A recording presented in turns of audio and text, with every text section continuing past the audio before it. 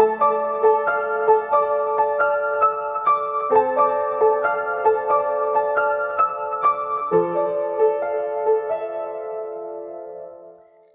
everybody, welcome to Pale in Comparison, a proud member of the Doof Network. In this podcast, my sister uses her knowledge of the Otherverse to take a look at Pact, Wildbow's least appreciated work, and I try to not give away any spoilers. I'm Jenny, and Malia convinced me to read Worm. I'm Malia, and Jenny convinced me to read everything else. This episode, we are covering Gathered Pages 4, Black Lamb's Blood. Before we get into that, however, I'd like to issue a spoiler warning. This podcast is filled with pale spoilers. If you don't know who claims the Carmine Throne and don't want us to tell you, stop now, read Pale, and come back to this podcast. As for Pact, there will be full spoilers through the chapter we are covering. Blood. Ooh, this reminds me, do you remember the Country Bear Jamboree? Yes. So for those of you who don't know, I'm not talking about the movie, I'm talking about the animatronic show at Walt Disney World that still exists, I believe. And there's a song that, I think his name is Big Al. All the bears have names. That's a fun fact. But Big Al comes out at one point and he starts singing, "Blood on the sand." The fuck? What? Blood on the ground. Oh, wait. Whatever. It's basically that, and it's just like, what the fuck? And then, at one point, they're doing their whole, fun little, hoedown dance song or whatever, and he's just like, blood. What the fuck, Disney? I don't remember that at all. Yeah, he was one of my friend's favorites. So, what was that song about? Some war? Well, I mean, I get Malia from the editing booth here. Jenny and I went on to talk about the Country Bear Jamboree for a good 20 minutes or so. It was a swell time, and yet we thought that maybe it didn't quite fit in this podcast. That being said, I really enjoyed our conversation, so I'm going to send it to Scott and see if he'd like to put it in some sort of doof bonus material thing for patrons. So to all of you patrons out there who are interested in our takes on the Country Bear Jamboree, now's your lucky chance. Listen to Jen and I Google things for a long time. Hope you enjoy the sweet bonus content. And now, back to the episode. We probably should get back. I don't remember how we should probably start over again. 'Cause blood. Who knew that would bring in the Country Bear Jamboree? What if we name this episode Country Bear's Blood? Oh man, people would be like, "What the fuck are you talking about?" Yep. Ah, fuck. Should I just start over? Should we just straight up start over? This is what people come for. Yeah, I guess so. We've been talking for 24 minutes and we haven't started the fucking podcast yet. Well, I'm going to start talking about the chapter summary. So in case you decide to, you just have an option to edit stuff out or not, it's fine. This is fine. All right, guys. So the chapter summary, very lazily, is we are going to read through Black Lamb's Blood. Woo! Woo! Or at least some of it. So we'll start with the introduction. And how did you did you expect that what did you expect this chapter was going to be? I guess I'm kind of curious. Did you think it was going to be this, or? I'm trying to remember. I think I was thinking about I wonder whose interlude it's going to be, and couldn't figure it out. Cuz so far in Pact, I must have said Pale. So far in Pact, they're they've just been books and backstories. There hasn't been any contemporary this is what's going on with this person, because I think a page interlude could be real fun right now, or a okay, I don't think I thought of this, but I want a Fell backstory. I mean, we already kind of got it, so I don't know if we're gonna get a Fell history, but something like that would be fun. I don't remember expecting this, although I think that I guessed at some point that we would see parts of this book. But yeah, No, it was kind of exciting. Okay, cool. All right, well, on to the introduction part. Yes. I really liked the beginning line where she says, like, the thing that drove me toward evil was, like, a desire to do good or whatever. Mm-hmm. Because, I mean, like, most people don't want to do evil. I feel like even people who, like, you know, the, like, evil aesthetics of, like, the dark side or the whatever, like, don't actually want to do evil. You know, like, people who like Halloween and shit and are like, ooh, spooky, aren't like, yeah, I want to fucking murder people and rip their insides out, right? Like, they're not, like, they're just like, skeletons are cool. So I think, yeah, like, Wildbow doesn't write boring and unrealistic people, and having like a, hey, why do diabolists that aren't Blake do this, is really interesting. Mm-hmm. And this author talks a lot about how people convince themselves that they're the one, that they're not doing wrong. Yeah. Makes sense. Most people don't think of themselves as a villain. Right. You know, like, everyone's got a, good intention. Well, or at least neutral intentions, I guess. Yeah, definitely. I thought it was pretty interesting rereading through it again. Yeah. Another thing that makes it hard for me to figure out a little bit what's going on with this book is, so I looked back and checked, and the lawyer refers to this author with she, her pronouns. So I figured that this author was a woman. But then several times throughout the text, like at one point they like straight up say like they're a good man or a broken man or something like that. And it's kind of like, okay, maybe that's figure of speech. Or right, like man, like mankind, like yeah. person, you know, and like because they do say like I've changed details about myself and whatever to try to disguise who I am, and it seemed like there could have been enough of a change to like that this is a woman. So I'm just going to try to use like they them pronouns, I guess, when I talk about the author, because I don't know, and I think that's kind of cool and important. I also don't know why the lawyer would know who this person is, although the author does seem to say like they're going to find me and murder me soon or whatever. But yeah, I'm not sure if that's like an important thing or like a mistake or just a like, yeah, like fun fact, this was written by a woman who's trying to disguise herself and you figured it out, good job, moving on. Like, I'm not sure which one of those it is. It's true. I almost wonder, like, if it's kind of a thing where in practitioner society, like how for the longest time, female like authors used names that like either initials or false names or whatever to make people assume that they're a man, so that people would actually read their books. Right, like George Eliot and J.K. Rowling and stuff. Yeah. Yeah, maybe. It's like it's like, it's hard enough getting people to listen to if you're a diabolist, but a woman diabolist. Oh God, heaven forbid. Literally, is Yeah, well, because there was just like I went in being like, this is written by a woman. I don't know if I remembered or just was like kind of assuming, and then I got to the point where, or some point where they like basically identify themselves as a man, and it really threw me off. Which was interesting. But yeah, I think this is like a really neat book with a really strong voice. Doesn't provide necessarily a lot of answers. And I guess I don't really know where to bring this up, but I'm just going to kind of bring it up now. I think the biggest problem with the argument of this book is that Templars exist. Like there's an option, because okay, it seems to me like the argument of this book is Diabolists can do more good because we can bind demons and prevent them from fucking with people, which like is something I've kind of been like mentioning and toying with. But I was also like, are there other things that can do this, right? Like, are whatever?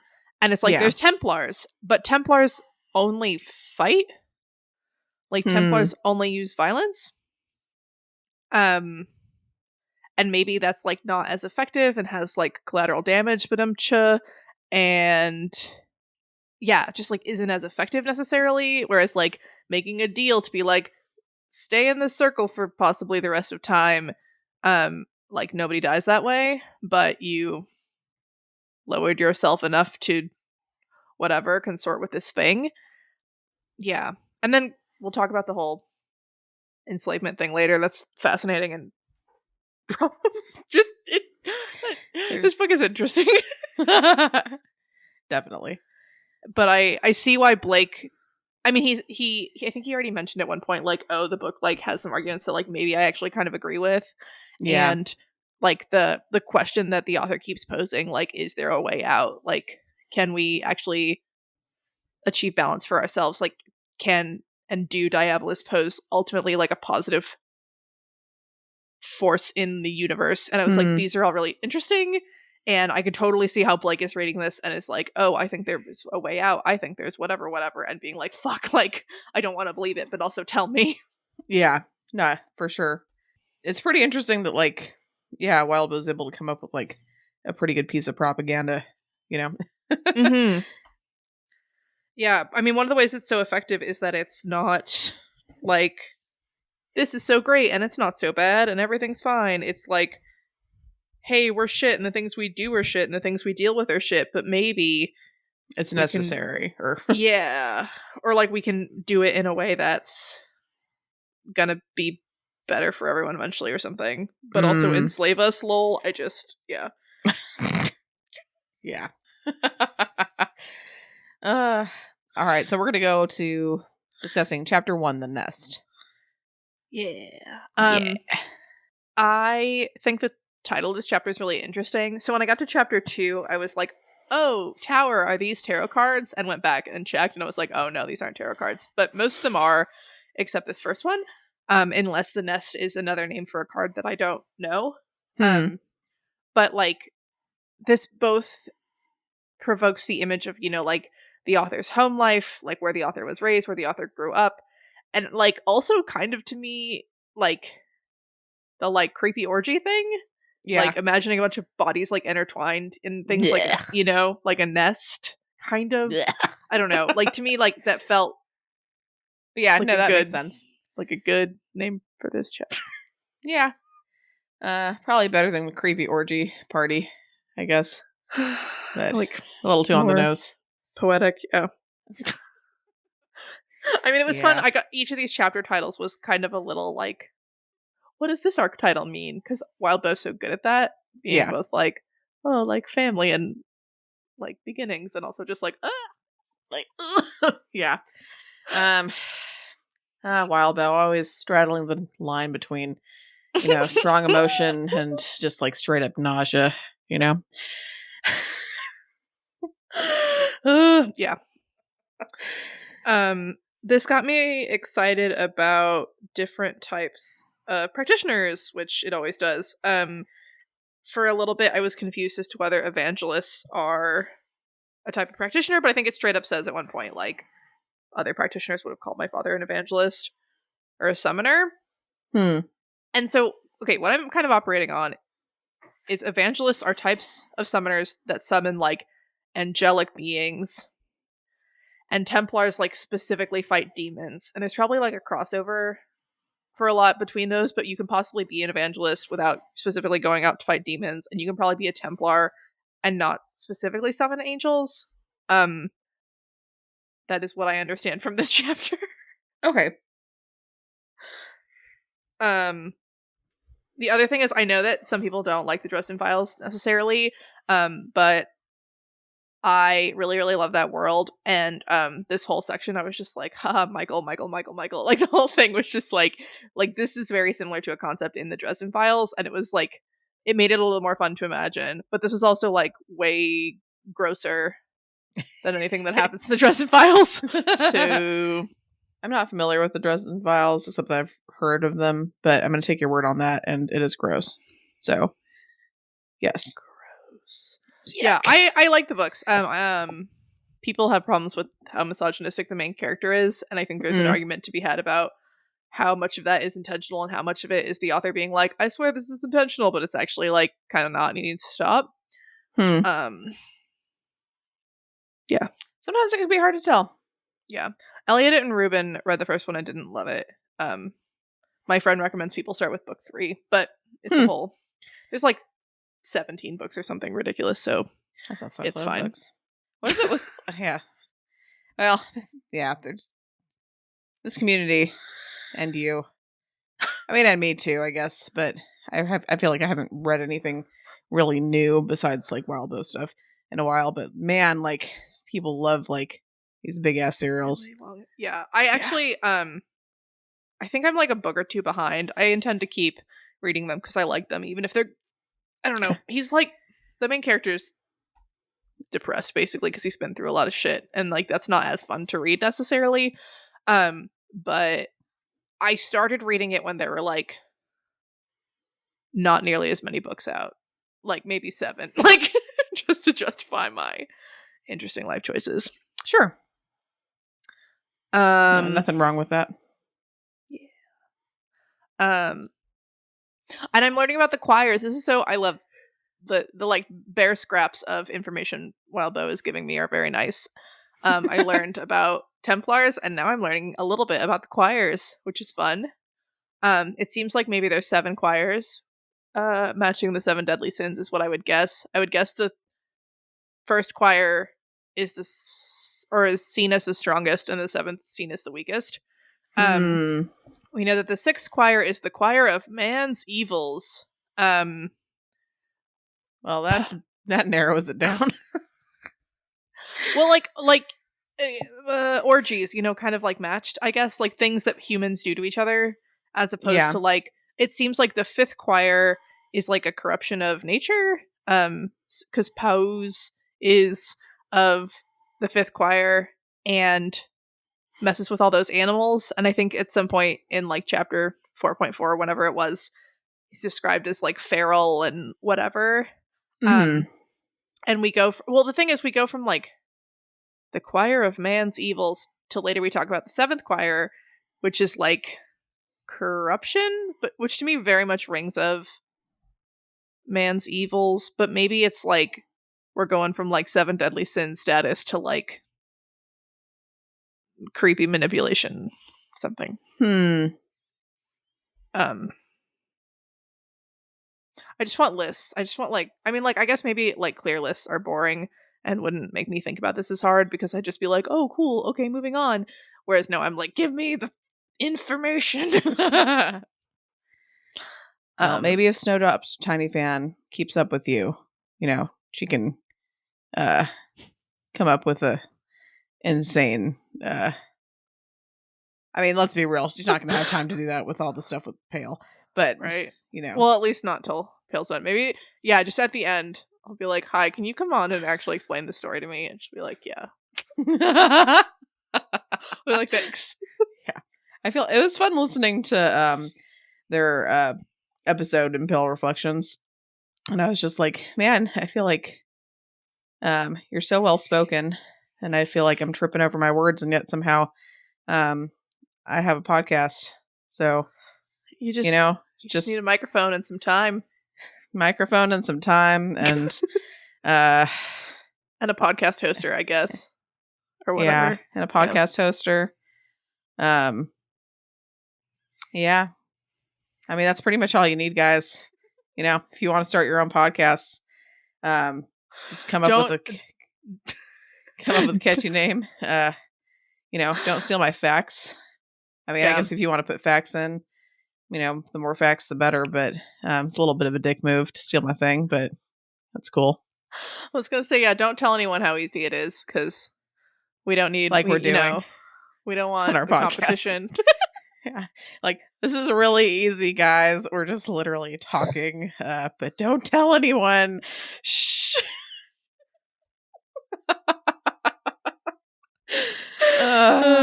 Man. Okay. No, it's backbreakingly hard. No, yeah, no, it's not. But I'm glad you guys are listening anyway. Yes. Anyway, Back to the choirs of evil and corruption. That's so cool. And this is their choirs. It's just so like it's such a good fucking name. Like he could have been like circle or level, like just choir. Like yeah, Isn't that like a thing already though? probably.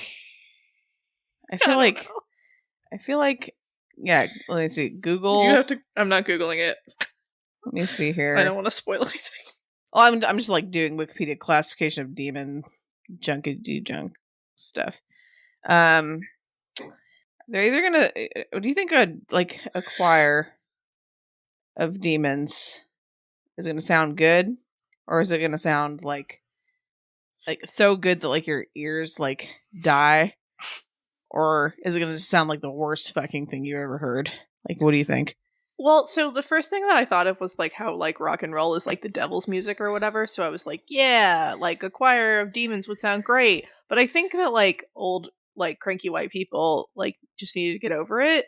And so I actually think that actual demons would sound really bad and your ears would bleed. But like in a good way, in a bad way. In a good You know what I'm saying? Like it wouldn't just be like a kid playing the violin poorly, but it would hurt. It'd be like 1,000 kids playing the violin poorly. Maybe, yeah. And nails on chalkboards. Okay, this is like the most like sketchy. I'm blanking on it, but like, you know, like the websites that like were all the rage in like the early 2000s, where everyone just got a fucking website. Like, what is it called? Like Fire or something? Am I thinking of the right thing? Firefox? No, not Firefox, but like those old domains. I'm gonna be just Googling a bunch of weird random shit. But yeah, it looks like someone made this website as part of a school project. That's like the vibe I'm getting. So, but it still doesn't have the information I need. But did have what looked like a bipedal pregnant elephant. Nice. Which I'm guessing was part of their. Yeah, my search history is gonna be so fucked. I feel like I'm like demonic choir, and then it's just like, yeah. For some reason, I'm not finding, but I feel like I'm pretty sure that they have that's a thing. I don't know. Just well, like Dante has like the circles of hell. I don't know if that's what you're thinking of, but that's not like levels of demons. That's like levels of how much you as an individual fucked up. No, I just mean more in terms of like the term demonic choir and that they're different choirs. I feel like that's a thing. If it's not and you made it up, Wild Bow, like all the fucking power to you, because that really fits. Yeah. But I feel like that's a thing. So anyway. Yeah. Anyway, I want to talk about like this family and like I don't quite understand. So like the author talks about the sacrifices that don't involve the murder of a lamb or a virgin's dropped to an altar, right? Like the diabolists like lose pieces of themselves. And has me thinking of like Grandma Rose and how like fucked up she must have been and was and things, and like Blake losing his humanity and just like different things. And so then it's kind of like, okay, so this incident with this like incest orgy demon like really fucked up this family. They like weren't really prepared for it, and like they like beat it, but they didn't like no like everyone was like fucked up afterwards. Yeah. And it's like this led to the divorce of his, like the dad and the mom. And then like at first I was like, oh, is it that he's really a diabolist? Like, is that what's going on? But I don't think so. I think it's just like, you know, when you see something like that fucked up and it really affected everyone and it like hurt their relationship, and like he doesn't seem like he was really good at like sharing his emotions or whatever before. So just like after this, he like probably couldn't talk to his wife and be like, can't look at you or anyone, and sex is bad. But then it's like the sister's like, oh, dad sucks, and the brother's like, oh, but the religious symbols should have saved you. And it's like they lost their faith, but like the author didn't. But like I don't get why they lost their faith. Because their dad was flawed, but it doesn't seem like their dad did anything wrong. Like, I just like wasn't quite sure what was happening. Do you understand what was happening?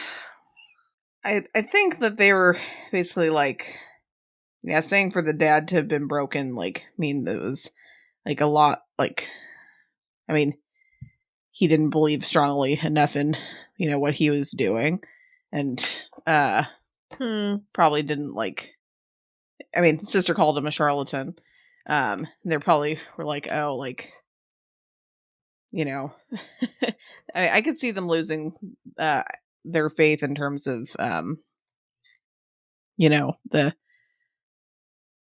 demon still kind of won in that sense in terms of it broke the dad and led him to divorce and kind of broke him down. I mean, yeah, it's understandable that the dad was fucked up beyond all belief after that.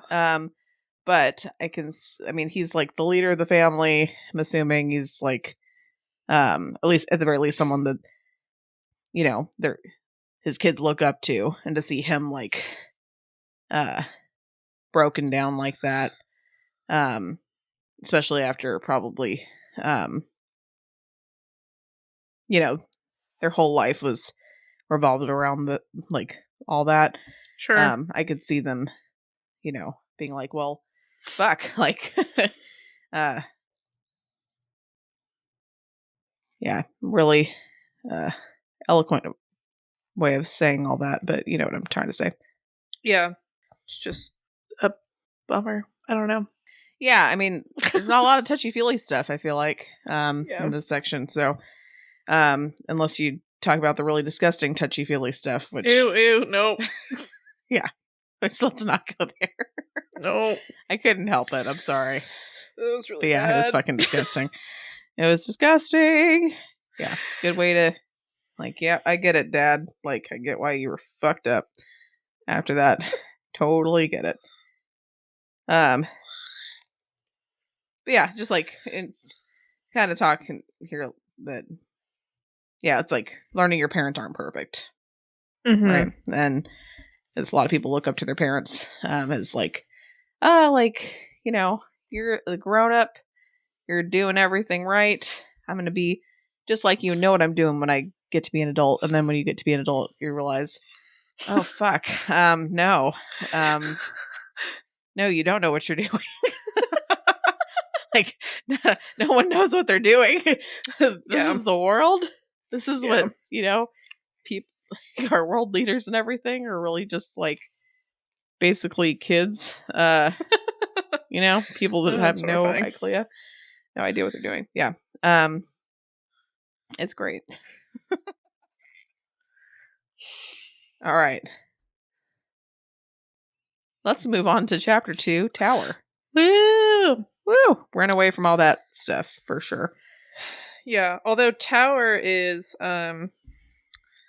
possibly the worst card in the tarot deck. It's worse than Death and the Hanged Men and all of that because the Tower represents like things completely collapsing. Well, hashtag demons. Hashtag demons. Yeah. One thing this author really like kind of helped me personally with is the way that they frame karma in terms of balance. Because I really was getting hung up at the beginning of this story in terms of like good and evil, and like Blake doesn't deserve bad karma. Which like I still believe, but like that's not the point. Like that's not how things work. Like this isn't about what Blake deserves. This is just about like how the universe finding balance. And the fact that this shit has happened in the past means that things are unbalanced, and so the universe is going to work to right it again. And I think that's like a better way to think about it in terms of like helping possibly get your mind around it and like be able to like move forward and work with it. And it's unfair and it's shitty, but like kind of recognizing that I think helps. And there's something to be said for like if you release demons into the world, maybe you deserve bad things to happen to you. But that's again not really the system because yeah. It'd be nice if it was more like, because I mean, saying balance makes me think of like banking or something, right? Where it's like you got a bank account, you put some money in, you take some money out, like get you have positive balance. If you have a negative balance, then you're, kind of fucked. Although it'd be kind of nice if the karma system was a little bit more like modern banking and debt collections and all that, which is just like if you die, they can't fucking get your money out of your corpse, and like they still can try to send debt collectors after your kids and all that, but like legally they don't have to deal with that. Like, they don't have to pay any of that. So it'd be kind of nice if they updated the karma a little bit to where, hey, maybe this guy that literally just found out about this shit should not be having all this negative karma balance on, because that's not really fair. But that's like too modern. Right, and also just again not what the universe cares about, especially Well, like the universe time can scale suck it. of the universe and the practice. Like they don't, like others, like the Fae don't distinguish the Thorburns one from the other, Yeah. And so the spirits must be even worse because they're also stupid. Yeah, because they're stupid. That's kind of rough. But it does make me go back and think about Lucy and Pale, and just because they're, in terms of like, it's just so I don't know, like, I mean, where's the justice? Where's like, because I mean, if you, a lot of things like others and different things are based on humanity, right? So why not try to update it to modern humanity a little bit? The practice is inherently conservative, because things are established by repetition in the same way that Zed can't use like modern technology because it's not like embedded enough in the zeitgeist or whatever. Like the new things aren't patterns yet. But still, I mean, I feel like the fact that Zed can still use like tape recorders and stuff. I mean, sure, ancient computer and like say tape recorder and like 8-track and all that, still kind of ancient in a way, but like still really fucking modern for the karma system and for like for like the other verse in general. Like that stuff's pretty, like that's like state of the art essentially. And I want to say it like 70s 80s, where some of that stuff, I don't know how old tape players are, but I'm not going to Google it right now. But I know that, I mean, I know that there's people still living that had 8 tracks, right? So, like, I feel like that's still pretty new. And a lot of the things, unless I'm very mistaken, which is very possible, but like in terms of debt and like, when you're dying or like debt not passing on, I don't think it's that new. Like, I feel like I can see them being around that time.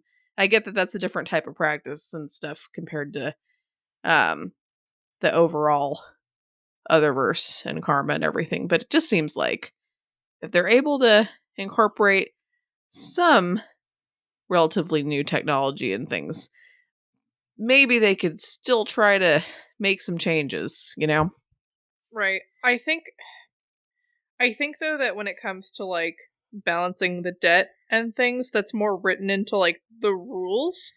Because like later on this author is going to talk about changing the rules, and I think that like the type of technology that's around and utilized and stuff, people are just sort of like, oh, okay, this is how you use this thing, great, and they move on. It's not like these are the rules that we're going to build that we're all going to adhere to.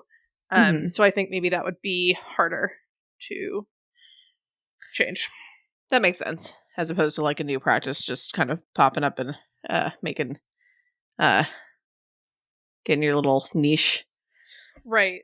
And like something like an 8-track or whatever, like that requires like knowledge and like proliferation and like lots of things like that, but it doesn't require like belief in the same way. Like I guess it requires some amount of acceptance and that people need to like buy it and use it, but it doesn't require like, yes, this is the right way to do things. It just requires like, oh, that's what an 8-track is. Okay.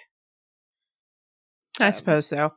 Although I wonder if the fact that a lot of people no longer know what 8-tracks are hurts Zed's practice. Does he use floppy disks? I don't remember. Was that like centipede thing? That was that like the computer bug thing on a floppy disk? I'm trying to remember. Maybe not, because I feel like that wouldn't fit into modern computers, and I feel like they use that on modern thing. But I don't remember. It was like a card that she used with Melissa's phone, but maybe she didn't know what it was, and she was like, "It's a card, but it was a floppy disk." That'd be funny. That would be funny. But I feel like she'd probably describe it differently than a card. Maybe it's like this thin plastic thing with some weird metal square on it, you know. And she'd maybe be like, "Oh, it's like the save icon." I'm not gonna lie, I liked floppy disks more than CDs because CDs like would get scratched as hell, and floppy disks, I mean, you could throw those things, you know. Could act like you're, you know, throwing a ninja star and it'd be fine, you know. Yeah. Yeah. I feel like that was a very short period in my life when we used floppy disks, though. It was probably like a couple years, and then everything like transferred over to CDs, and then pretty quickly. Yeah, I remember it's pretty quick. And then not too long after that, USB drives. But you know, technology's quick. That's gonna suck for Zed when you have to start using the CDs. Everything's gonna be scratched. Don't do it, Zed. Don't do it, Zed. It's not worth cassettes. Just skip. Yeah, just skip that part. Wait until it's been long enough and you could use the USB drives. Just wait. All right, sorry. Got a little sidetracked there, but yeah. So yeah, he finds some practitioners or diabolists to hang out with, and or she does, whatever the author does, and they make a contract. The author like agonizes over it, and Jeffrey just kind of signs it.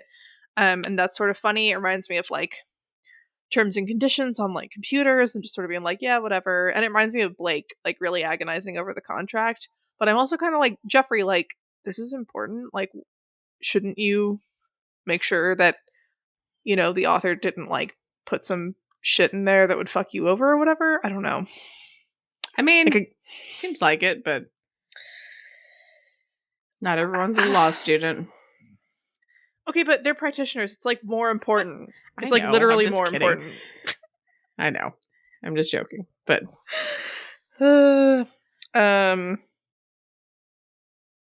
yeah, it's fascinating.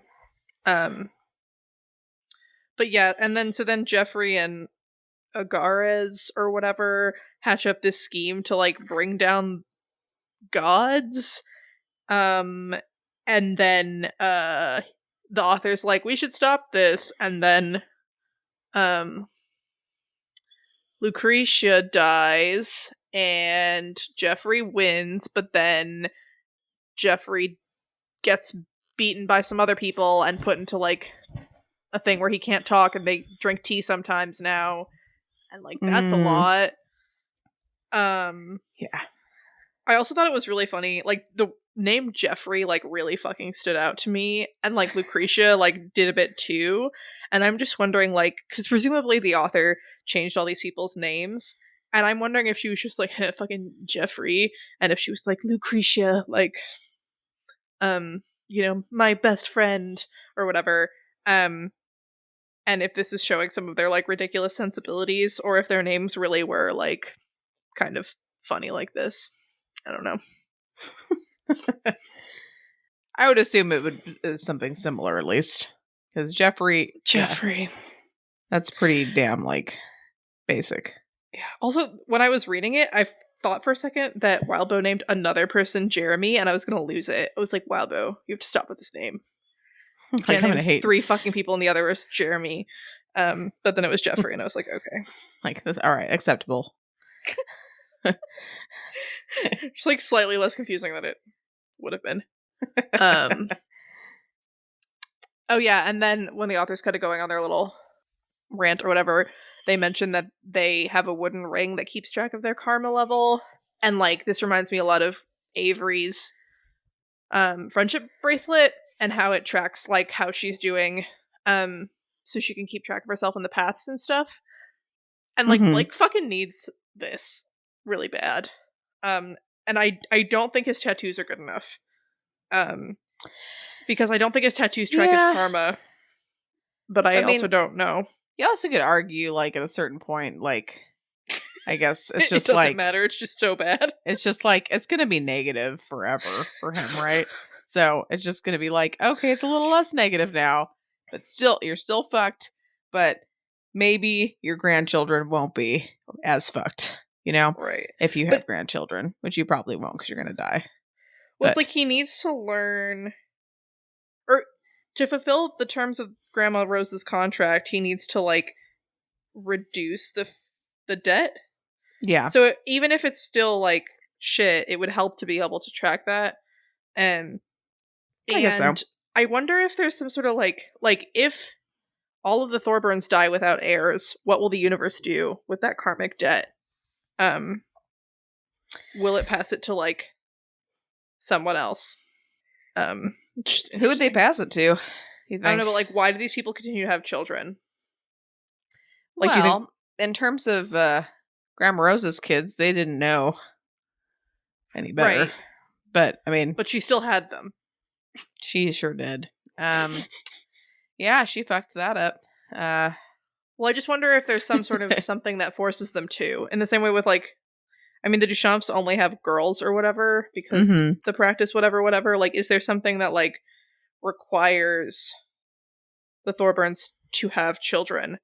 Because I feel like the best thing to do would be to just not. Yeah, makes sense. But yeah, and then at the end, when the author's kind of like pontificating on whatever, they're like, what better tool to use to bind the greater threats than one who is already doomed? So like, diabolists can bind demons because we're already fucked or whatever. Which like, that's cool. But like, then they say to bind others and leave them bound is the best thing we can do.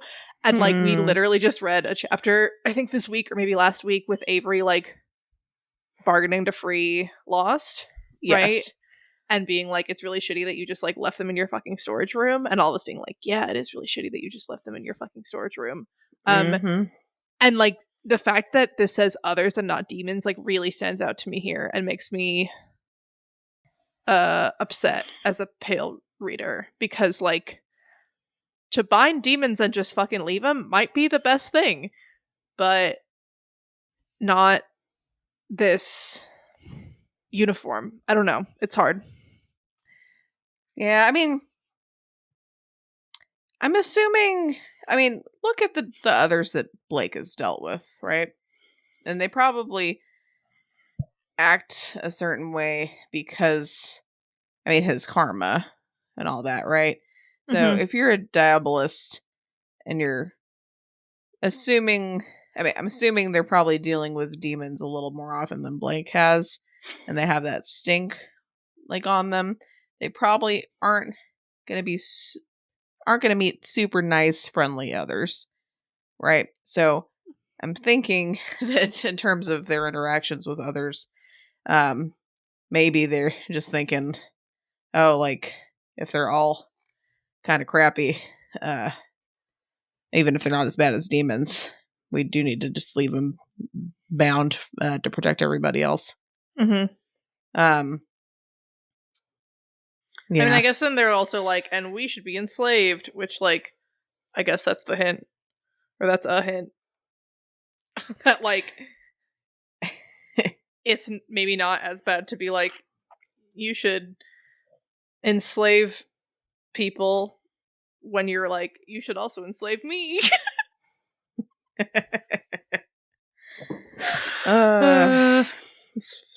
This author, such a person. Such a person.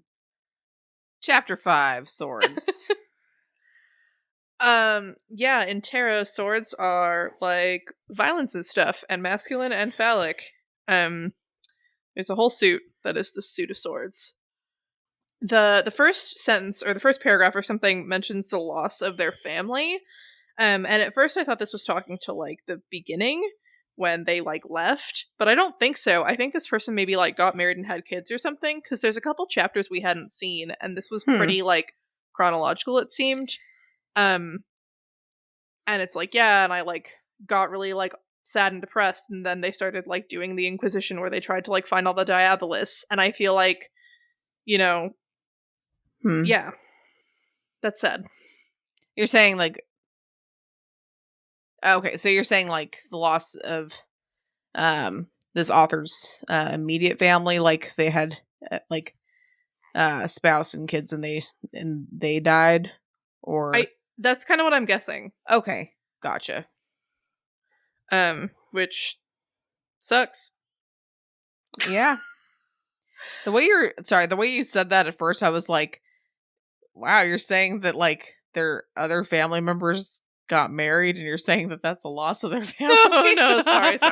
No, it's okay. Yeah, no, it's kind of obvious what you meant in retrospect, but it just took me for a second. I was like, okay. I mean, I feel like they wouldn't be depression. Yeah, I feel like they wouldn't be close to suicide. I mean, even if they didn't get invited to the wedding, like, you know. Yeah, no. Okay, that's funny. My bad. But yeah, it's just, I don't know. That was sad, and the talking about like how people are hunting for Diabolists, and how the like shitty, not very important Diabolists all lived, and then like the scary, super powerful Diabolists all lived, and then like the like middle tier of like decently powerful but not incredibly powerful Diabolists like got or whatever.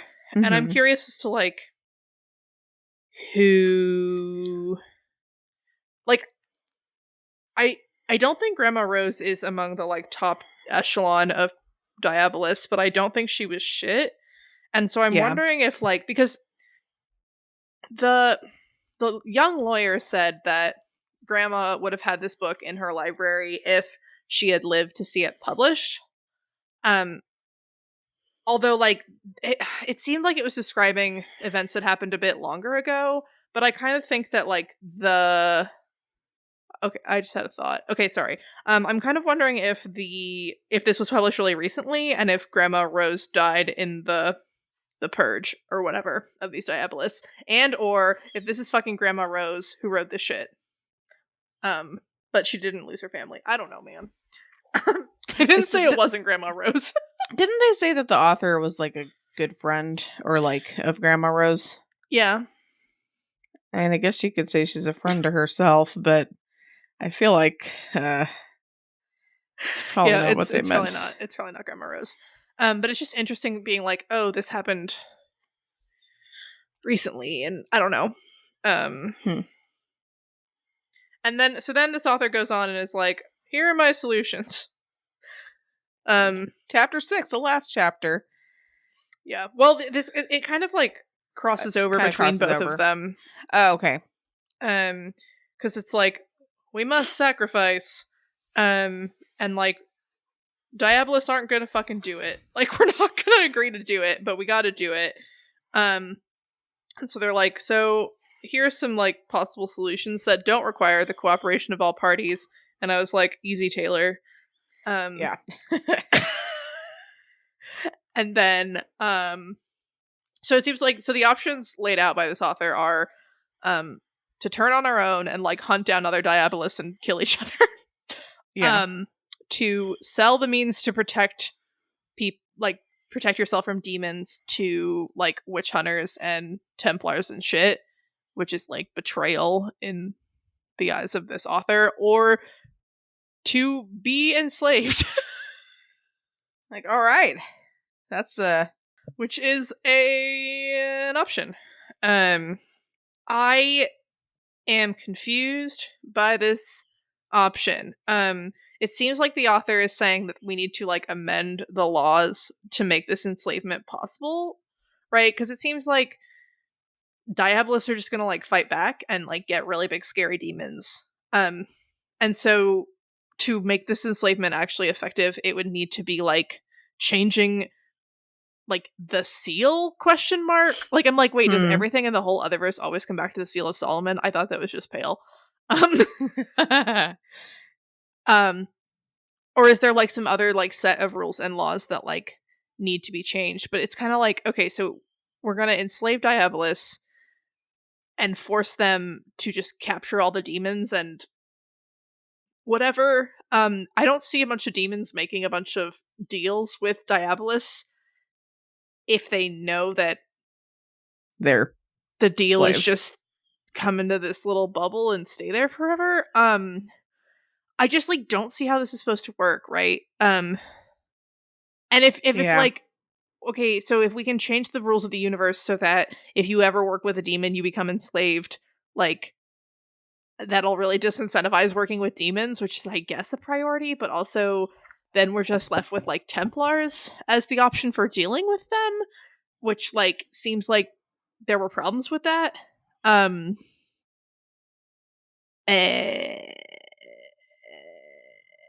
I just don't get it. I don't get the plan. Well, this is just her, or his. Yeah, I mean, I'm still gonna say her because I'm pretty sure that the lawyer said the author was a woman before, so I'm thinking that she's making shit up. But yeah, I mean, you got some good points. Thank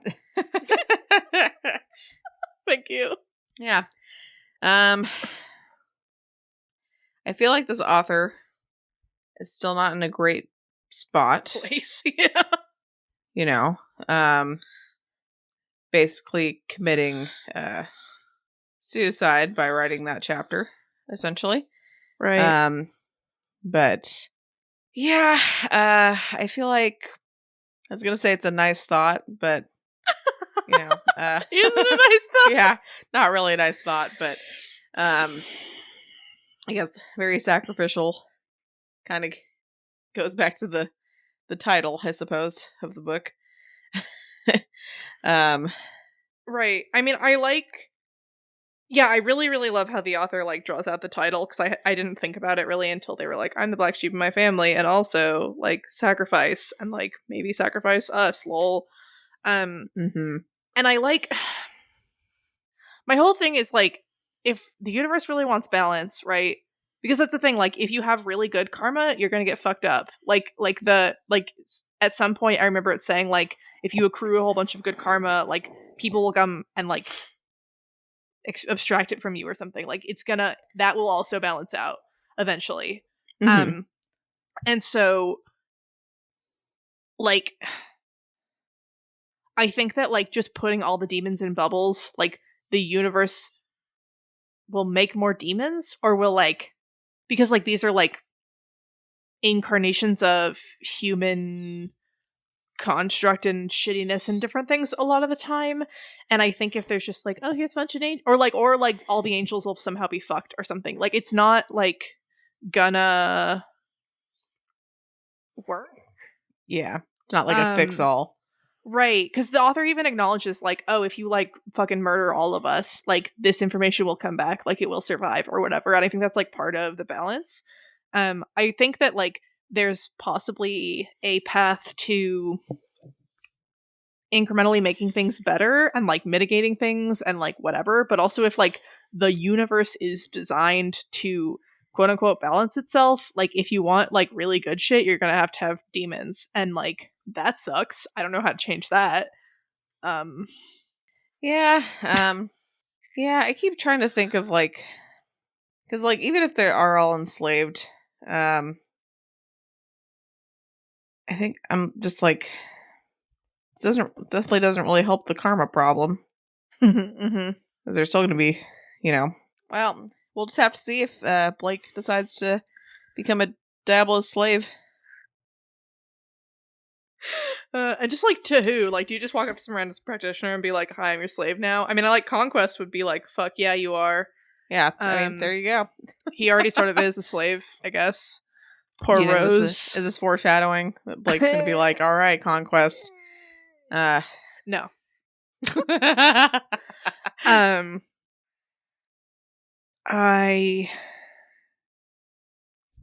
And I mean, I think like it's good to attempt to change things and fix things and stuff. And I think this author does want to do that. It's just also like, man. The other thing I was kind of asking myself is like, why do the lawyers want Blake to read this? Mm-hmm. A lot of the lawyers have expressed like hating their clients because they're like shitty assholes. And so maybe some of the lawyers like want the world to be better. Yeah. That being said, they all like took the deal to like make the demons slightly more powerful or whatever in the world. But I think that I'm just coming down to like, this is possibly the best argument for like someone like Blake to convince him that like there's a way to do this possibly somewhat ethically, which will then lead to like either you're so fucked that you just have to become one of the lawyers or die or whatever. Yeah. Yeah. Do you think people are meant to read this before they go into diabolism, or after they're already stuck in it like Blake? I mean, I think after they're stuck. I think that a lot of the conversation of like there must be a way out, there must be a way to like balance things, there must be a way for us to deal with this, blah blah blah blah blah, is, I mean, I could see like some really like conceited people or whatever being like, I can deal with it. But I think in general, like the most compelling part of this for Blake is like there is a way out, I guess. Yeah, true. Okay. Well, that's the end of the arc. Woo! All right. We did it! We did it! 13 chapters! Awesome. So, let's go over the name again. Collateral. What does it mean? Yeah, seems like it's talking about Rose the most. I kept trying to think of stuff, but so like the two main collateral definitions, right, were like collateral damage and collateral like I'll give you this and you'll let me take out this loan. Mm-hmm. So Rose is like locked up. She's being used as like a hostage-ish to get Blake to do things. Blake himself is also fucked because Conquest has that deal with him or whatever. So that's maybe not as strong. She like collateral's kind of like a hostage. Like, Yeah. I have your fancy heirloom as hostage so that you pay me back my loan or whatever. And then thinking about like collateral damage, like maybe Rose again, but she's not really like an innocent bystander. There was an unintended harm of like sucking the life force out of her or whatever. I'd say that counts. Yeah. I'd also say, in terms of collateral damage, looking at all the hyenas victims. Yeah. I mean, my problem with that is like collateral damage is like it's not like the hyena and some like group of practitioners were at war and then like other people like happen to get fucked over. It's like they were like prey. I suppose that's a good point. Because similarly with the Knights of the Basement, like they were like soldiers in a war more than they were like innocents who were unintentionally hurt. What about all the people at the university who got whiff of Blake's demon scent? Okay, yeah, maybe. I like that. Those coffee shop like, those fights. Oh yeah. That fight was totally collateral damage. Yeah. That people on the, I guess, subway. I don't know. There's the random dog getting mad, traumatized by Blake. Oh yeah. All right. So where's the story going from here? Okay. This is my fun moment to like say a bunch of random prediction-y things. So I think that the police stuff is going to get dealt with pretty quickly based on I mean, maybe it's not, but I just feel like we got to keep going. We got to get that splinter. Like, we just got to move on. Okay. I think I said that I think that Paige is going to bail Blake out, and I still don't know, but I think that'd be great. I kind of think that, like, this arc, we're going to, like, deal with this police shit. We're going to deal with the splinter. And then, like, Pose is going to, like, break out and start the fuck up. And, like, the Lord of Conquest shit is going to start falling apart. And Blake's going to be like, lol, bye, and go back to Jacob's Bell. The problem with that is, will Blake abandon Toronto and, like, his friends or whatever? And, like, also, why would he go back to Jacob's Bell? There is the fact that, like, they can probably execute him at the end of the month that's hanging over his head, but I don't know if he has to be in Jacob's Bell for that to happen, or if they can just be like, lol, go kill him. And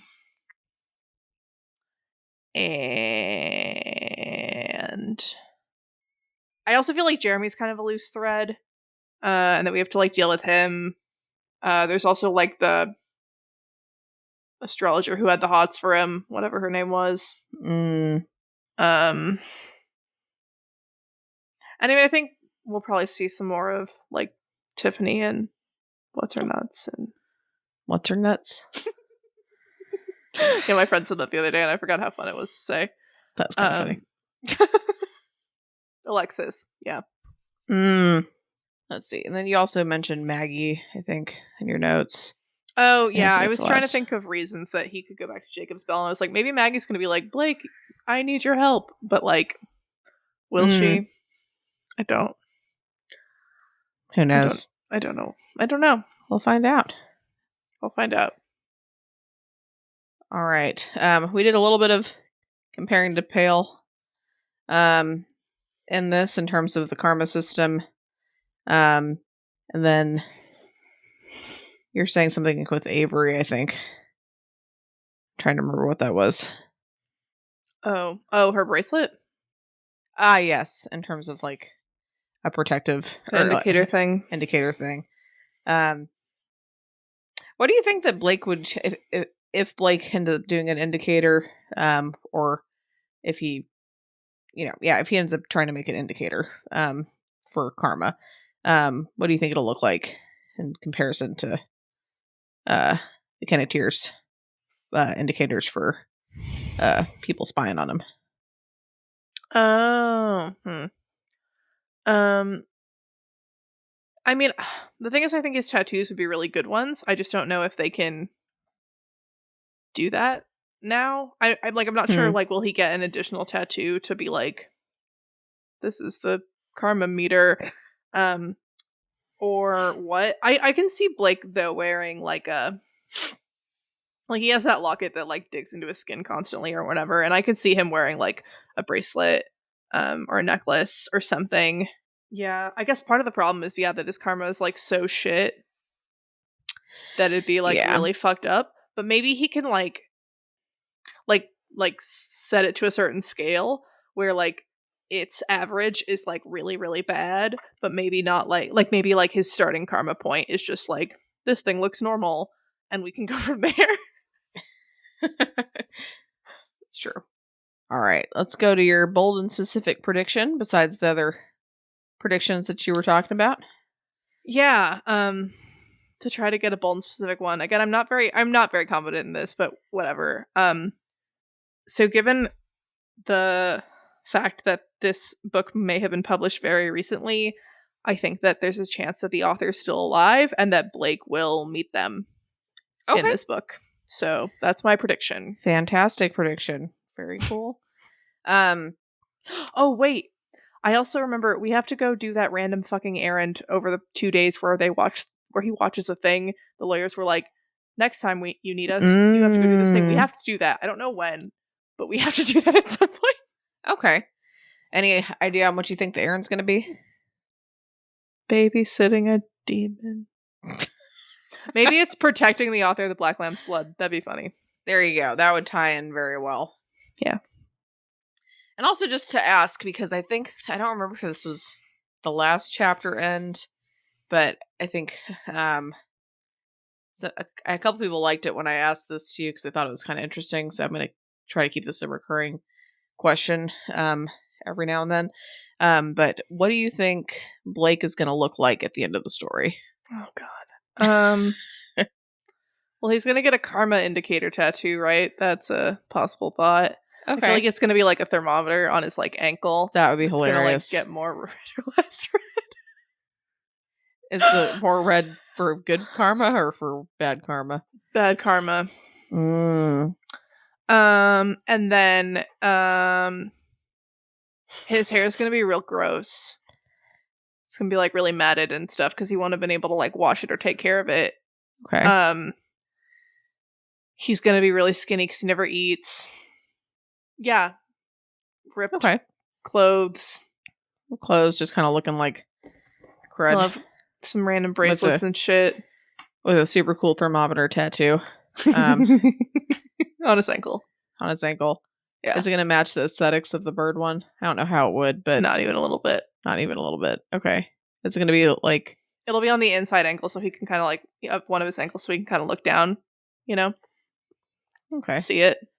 Just to make sure, you know, I mean, it sounded like you were talking about like, you know, the old mercury thermometers, but are you talking about that or are you talking about a digital thermometer where the number changes? Oh, I was talking about a mercury thermometer. I know. I just thought it'd be funny to say that. Like, let's look at it and be like, it's at negative, like, 3,200 degrees. What does that mean? What does that mean? Like sounds that, bad. That is not sustainable for life. Hey, y'all. Me from the editing booth again. I'm going to go over our discussion question for the week. Jen, unfortunately, is not here, but I got to say, I was really impressed with y'all's creativity. I was a little doubtful of our previous discussion question, which, for those of you who forgot, was how do you prefer to communicate distance? Like miles, kilometers, your shoe size, whatever. And we got a bunch of really fun answers to this. So first off, Captain Rhino likes to indicate distance in terms of yay. You know, like holding your forefinger and thumb apart and going like, oh, like about yay big. Pretty fun. It's also a technical term. Yay.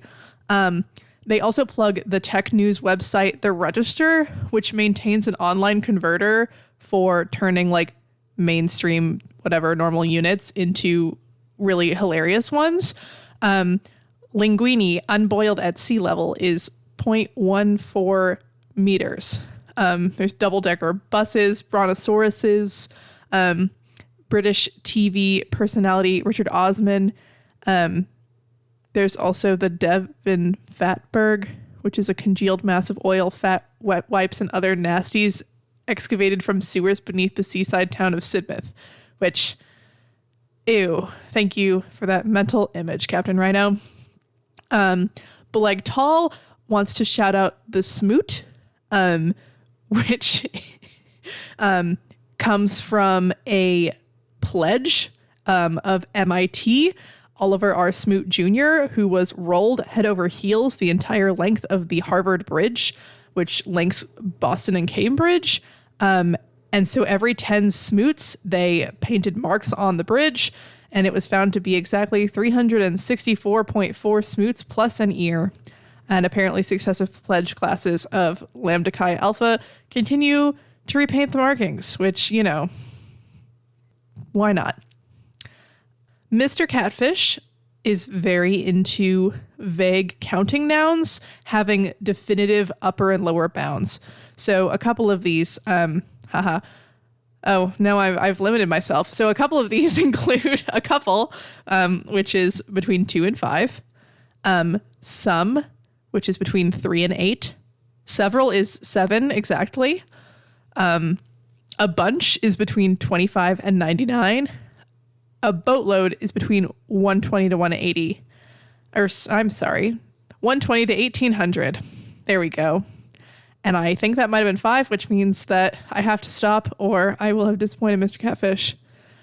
Napalm Eagle talks about space travel and how that has a unique way of measuring distances, which is how much you need to change your speed to get to where you're going, because everything in space is moving along their orbits, and absolute distances can vary by a lot.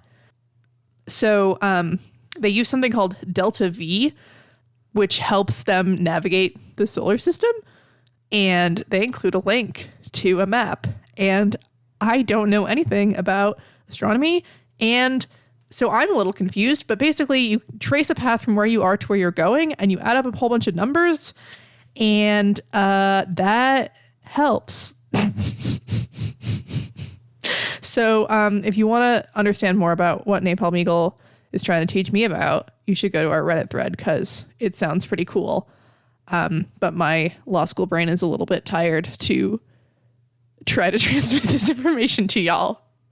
Our good friend Tizarat measures distances in people. They are 1.665 meters. I don't know how y'all non-Americans and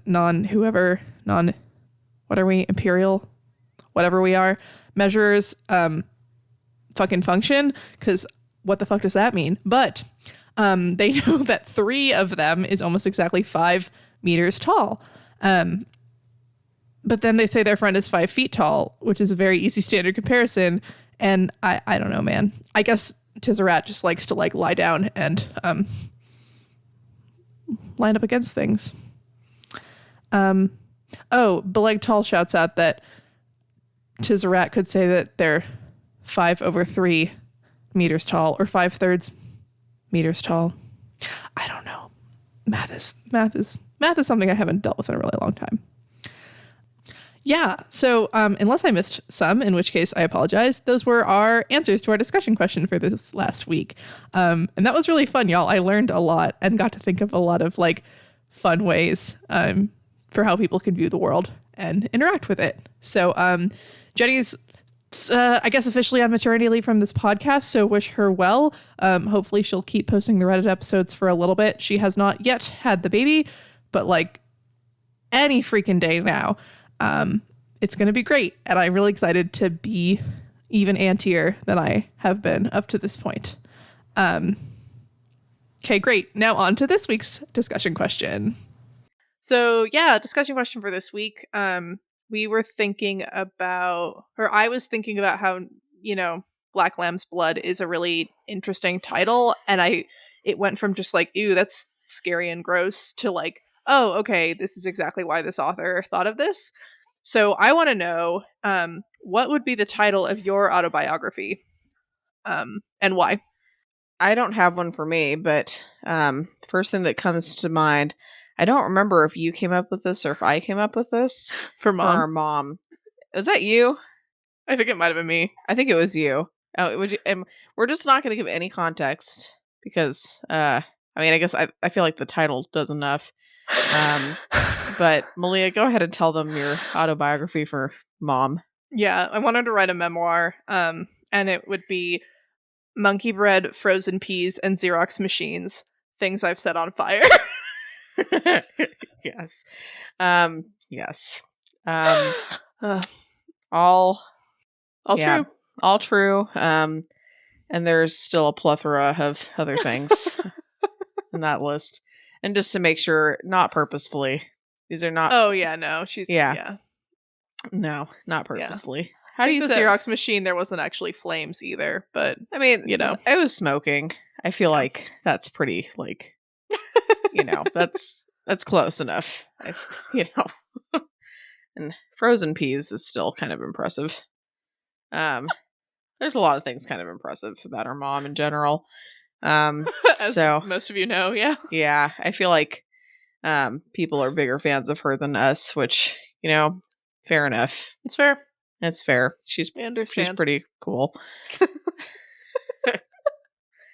Oh, man. Yeah. Oh, and then I also wanted to mention that there's going to be a bit of it's not exactly a break after this episode. So we reached the end of this arc, and Jenny's going to have a baby soon.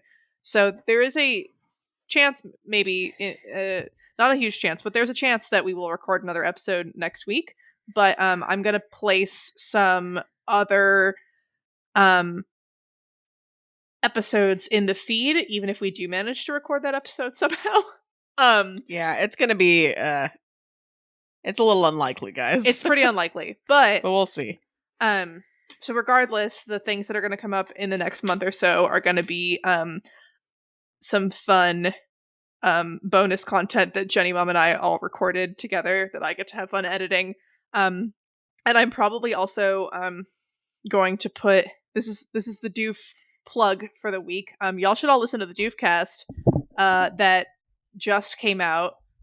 By the time this episode comes out, it will have just come out, I think. Where I get to talk with Matt and Scott about Sense and Sensibility, the 1995 movie directed by Ang Lee, and it's going to be a great conversation. I really hope they liked it, because I really love that movie.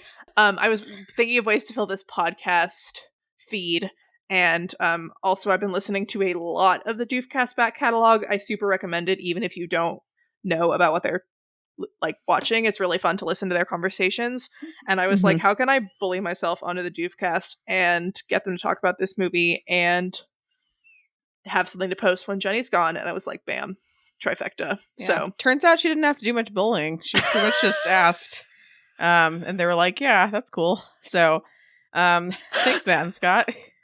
I appreciate it. I'll try not to abuse this power. I actually have a bonus discussion question. That's pretty great. That I just thought of, because I feel like it fits. Based on your singing voice, are you more likely to be part of the angelic choirs or demonic choirs? And be also, honest. like, which part would you sing? What do you mean, which part?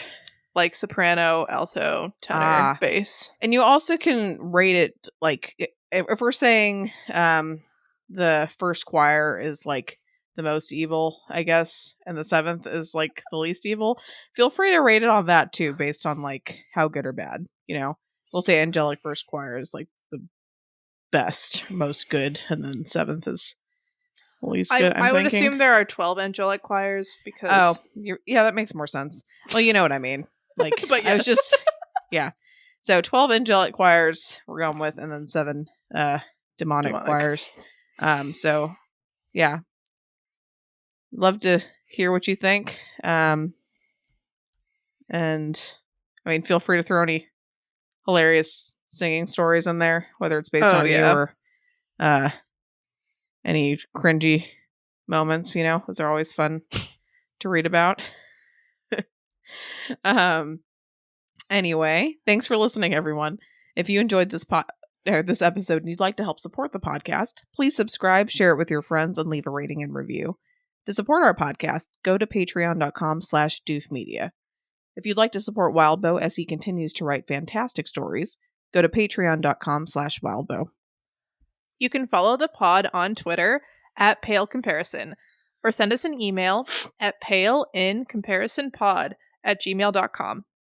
Keep an eye out for our Reddit thread in r/parahumans, where you can answer our discussion question and share your thoughts on this episode. In addition, if you would like to see all of my predictions laid out, check out our episode description for a link to a prediction tracker. All right, this week's fun fact sounds like I'm making it up, but I'm not. So, apparently, cosmic rays from outer space can cause glitches in your electronics. In some electronics, cosmic rays are actually the primary source of soft errors, and cosmic rays are one of the main reasons that servers and high reliability computers use error correcting RAM. Yeah, it's nuts. I think there was a Radiolab episode on this. There you go, guys. Not BSing it. See? Blame Radiolab. Yes. All right. We'll keep those. I don't know. Maybe tinfoil can protect your stuff from cosmic rays. Probably not. That one's, we don't know. That one I'm making up. That wasn't in the fun fact. I was just thinking people wearing, tinfoil helmets. And yeah, just maybe they're trying to protect their brains from the rays when they should be putting it around their router or their computers instead, Mm-hmm. Who knows? Yeah, that part's not true. But the cosmic ray part is apparently true. So with that, have a great week. And I'm probably going to go have a baby soon. So, woohoo! All right. Bye, guys. Bye.